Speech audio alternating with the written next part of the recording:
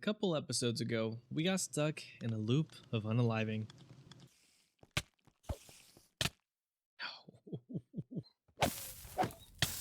Oh my gosh, they hit so hard! Last episode, we broke that cycle. It's been a while, but there it is.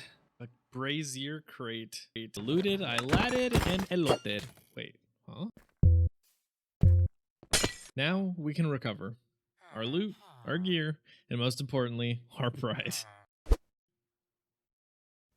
Hey, I'm Ruinzxyt, and my life is kind of crazy. Throwback anyone? After completing those 2 vaults last episode, we should have all the resources necessary to craft the 1 item we need to be able to recover our items from our spirits. Yep, I'm talking about you 3. That spirit extractor costs this, and I'm not sure if I have everything besides what I've got in the vault. But if I do a quick check, I lied, I do have everything. Here's hoping I get the exact amount of black opals I need. Holy smokes, we may have done it. And with all the items ready, we can now craft the black chromatic steel ingots, which then we can place and turn into the spirit extractor. So if you're like me, and you have an issue with dying in easy vaults like I do, or I'd like to say did, then this item, this blinking item, is something that you definitely are going to need. I'm going to place it right here. A little hidden, but just so we can have things set up. And I'm going to be honest, I don't remember which one was my first one. So let's just go down the list. Oh, I forgot you didn't know you can't have an offhand on while you pick these guys up. And if you haven't seen it before, this is what it looks like when you're holding one of the spirits, whether it's your friends on a server or your own. You have a little arm up holding it up, and if you walk up to the spirit extractor, place that bad boy in there, you can actually see the dude. Placed a little better, more center on the block. If you right click, you can actually see all the items within that dude. To the right, you get the costs and then a breakdown of what is costing you that gold. Not everything in your inventory will cost gold to retrieve. As soon as you put in the gold here and click this button, you get everything back. So as long as you have the gold, you'll get everything out of your spirit. And this goes for every single spirit you got. Look at me. Look at me. That being the case, we need 7 gold for this one. I'm just going to bring all my gold just in case. Just in case I need to use a lot of it to get everything back.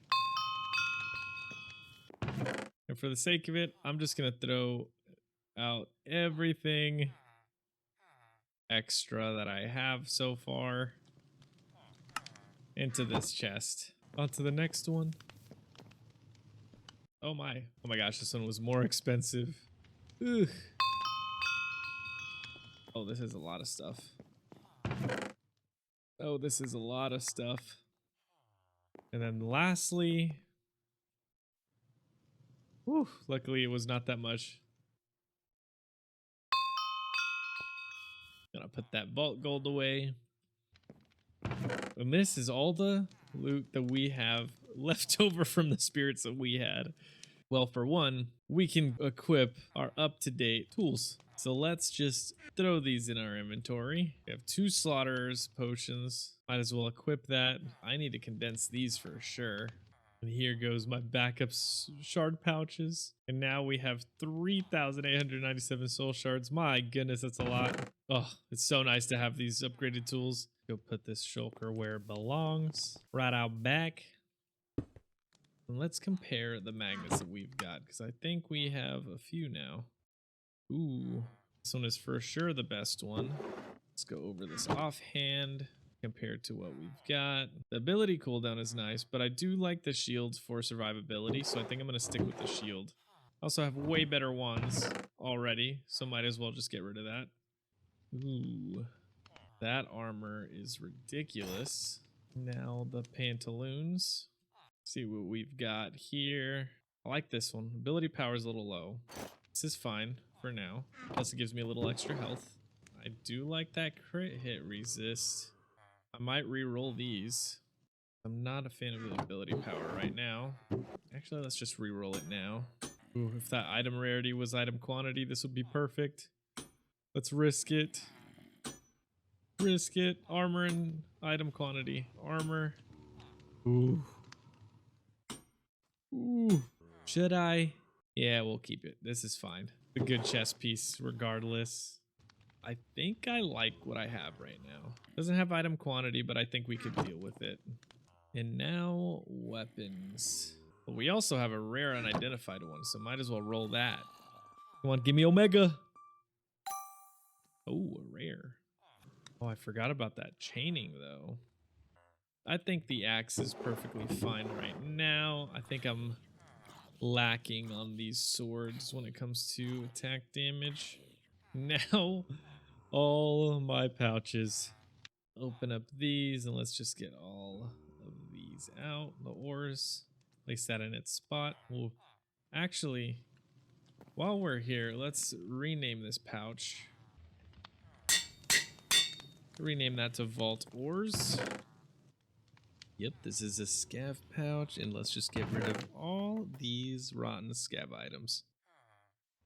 And we'll name this scav bag. Actually, I'll keep the scav bag up there for a sec while I go through these. This is the one that I want to carry on me.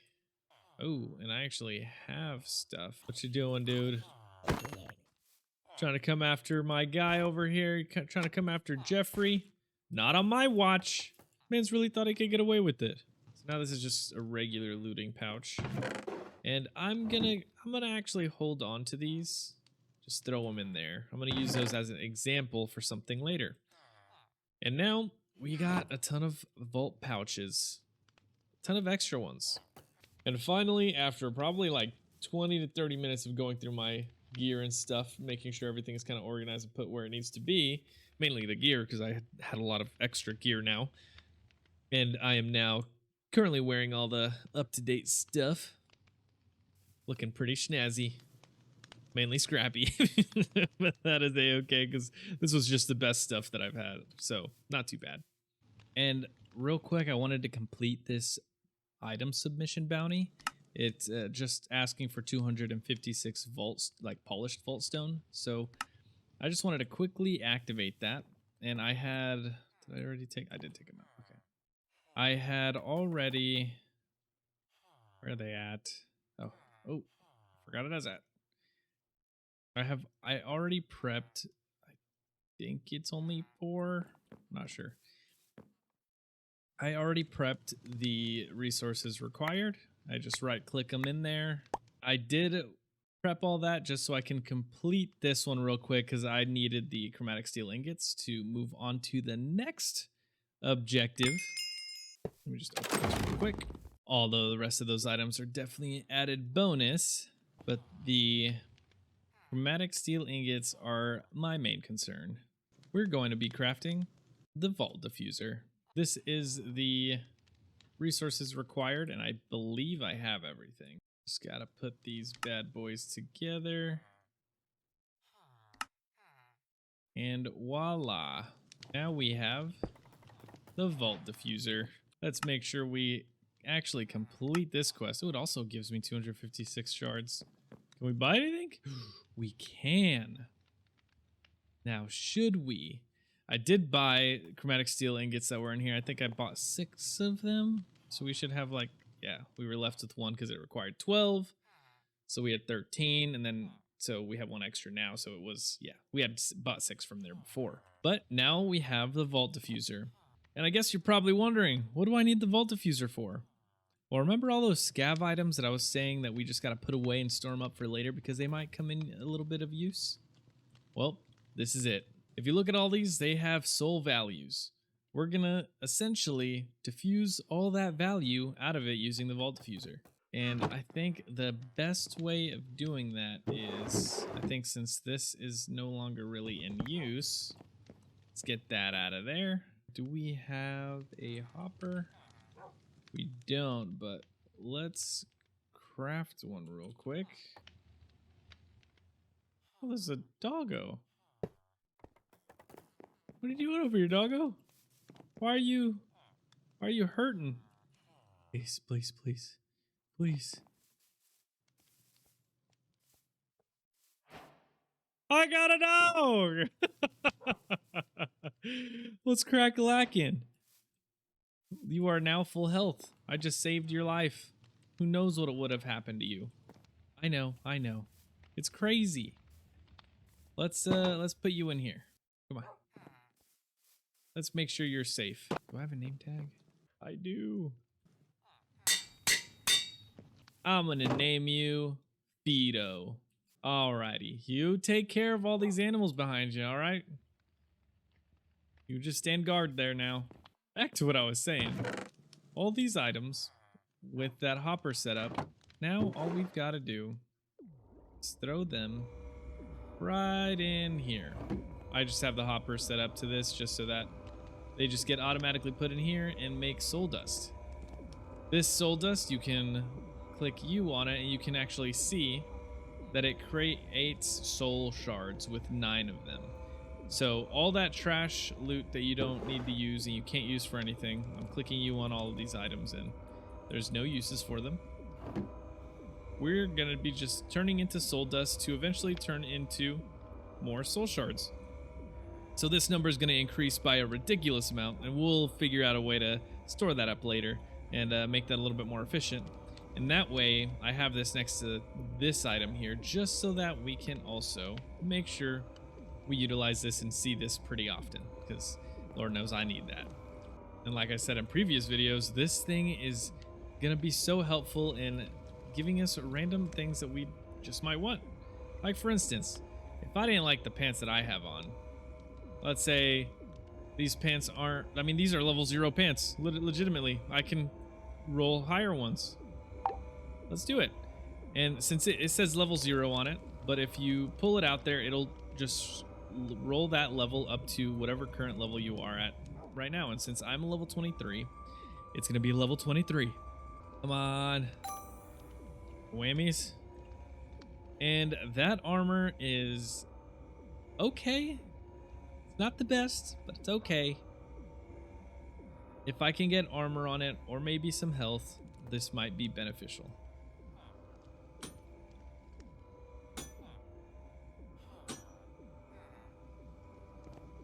I'm already running out of bronze. But luckily, I have about 2k in there. Getting low rolls. Ooh, max roll other than the armor. Can I get rid of the armor? Yeah, buddy. Let's try to add the armor. We got a focus here. Where are the other focuses? We got a nullify in there. We're missing some. We got 8 here. Let's see if I can... Ooh. 1 less armor, but we get 5 health. We just trade the 2 armor for 2 health. I'm not upset about that. All that extra gear coming in. You actually hear now that it stopped doing it.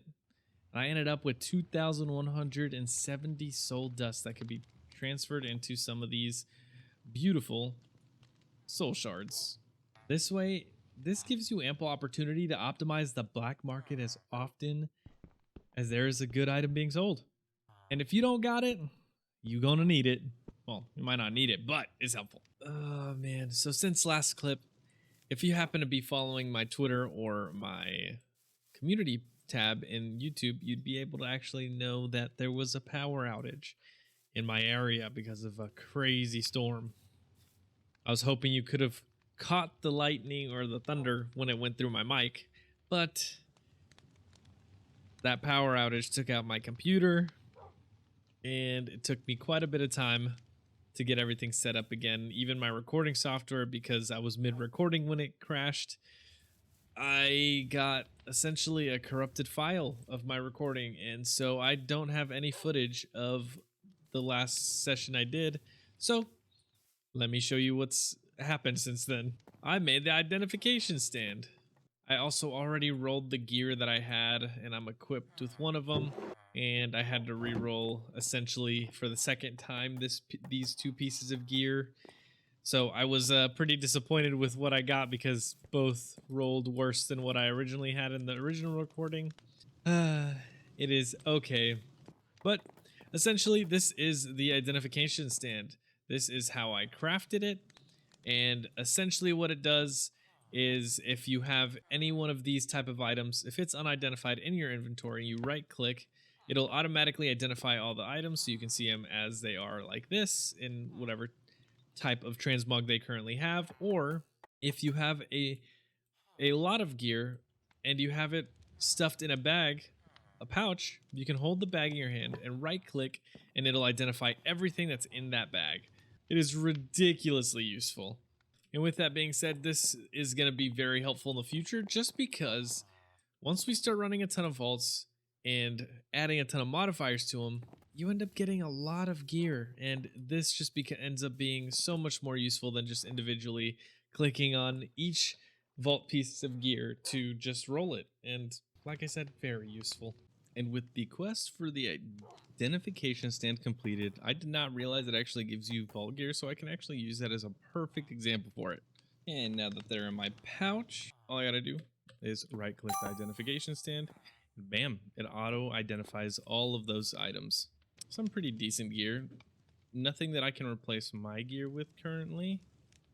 And even with re-rolling, I don't want to use too many of my focuses up, but even with re-rolling, the gear didn't come out to how I was kind of hoping it would.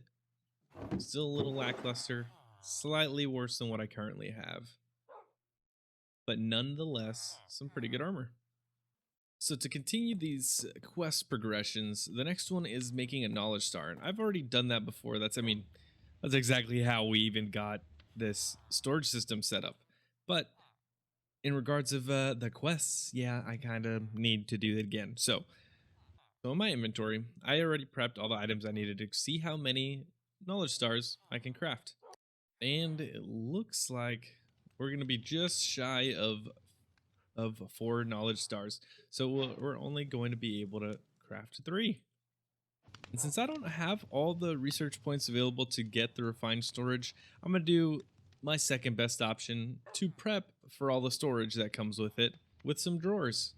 It only costs 1 research point, and this is probably going to be genuinely a very beneficial thing. This is going to help us store multiple and probably thousands of blocks in one block of one type of item. And then later on, when we have storage like refined storage, we can actually put some items into drives and have our own inventory system, kind of like the simple storage network we have, but a little bit more complicated. It's a lot more refined, like the name says. So let's go with some storage drawers, unlock those, and I'm gonna keep these guys up here. 2 unspent knowledge points just because I'm not exactly too sure what I want to get next, but just in case it comes to me in between episodes, I won't have bought something today which I might regret next episode. And before I forget, let's actually complete that using knowledge quest just because it gives you a mod box.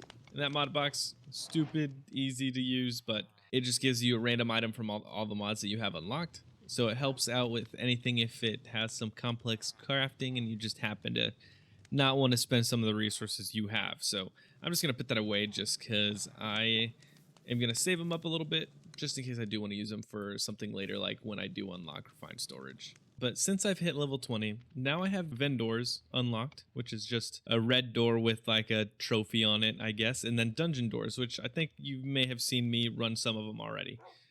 And just quite a bit more loot and quite a bit more new mobs. But this is just the beginning, like it says.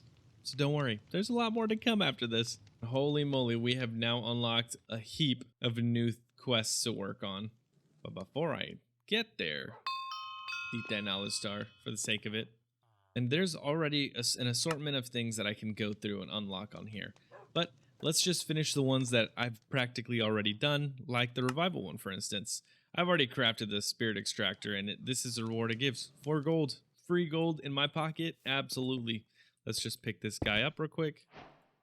Bam, there it is. Put it right back where you were. Claim my money. Look at trinkets. see that it explains now at level 20, I can also find trinkets. You can actually craft trinkets right here. It shows all the ones that I have yet to discover. Ooh, this is called Elvish Air. This is my favorite. It removes all fall damage. And once you identify one of the trinkets and you unlock it, you will actually unlock the ability to craft it as well, as long as you have the resources available for it. They are pretty expensive, so you're not just going to be crafting them all willy-nilly until you're in late game. So just be mindful of that. And since we do have 2 different versions, blue and red, you can equip 2 trinkets at a time. Typically, like it says here, blue trinkets really give you a feature that can't be acquired elsewhere. For an example of giving you like triple jump, climb walls, or like I said earlier, Elvish Air, which completely gets rid of fall damage. And then there's red trinkets that can like make your stats a little better, like mana regen or health, or even give you boosts to like item quantity or item rarity, which is kind of pretty cool.